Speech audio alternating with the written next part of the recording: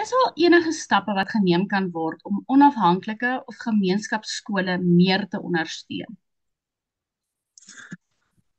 Ja, dit is 'n goeie vraag. 'n Mens kan eintlik ook sê wat bedoel jy presies daarmee, want 'n staatsskool met 'n skoolbeheerliggaam kan ook in 'n sekere opsig as 'n onafhanklike of 'n gemeenskapsskool beskou word.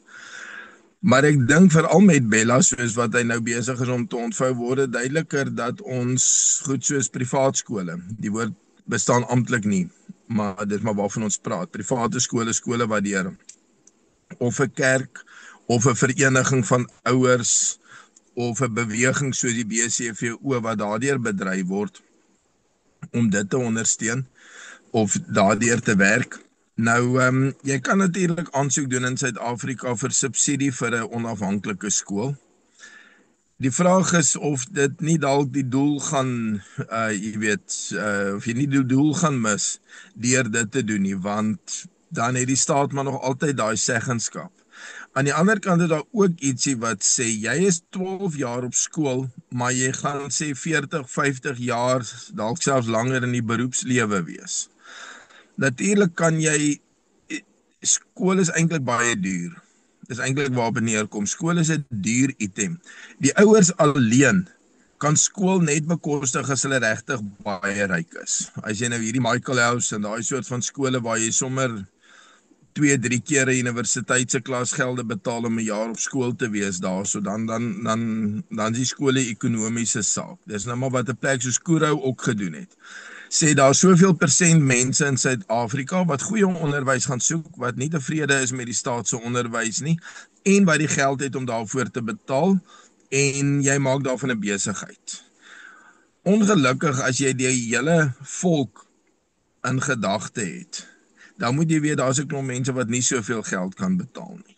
Daar is 'n klomp mense wat gesubsidieer moet word om skool te gaan.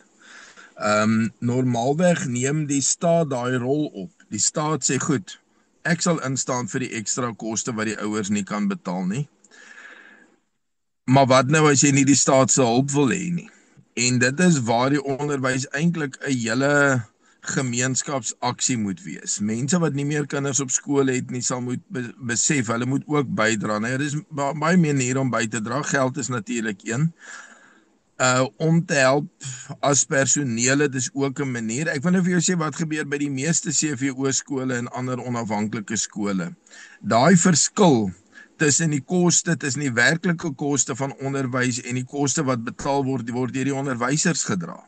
Want daai onderwysers werk vir baie min geld. Hulle werk partykeer vir minder as 1/3 van wat 'n onderwyser in die staat se diens sou gekry het. Selfs in ons openbare skole, waar SBL onderwysers, die onderwysers wat aangestel word deur die skoolbeheerliggaam, hulle werk ook partykeer vir 'n helfte of selfs 1/3 van 'n gewone onderwyser se salaris. Gewoonlik sal dit 'n ouer wees of iemand wat regtig betrokke voel, regtig geroepe voel tot die onderwys, wat sê, weet jy wat, ek wil dit doen. Dis my bydra.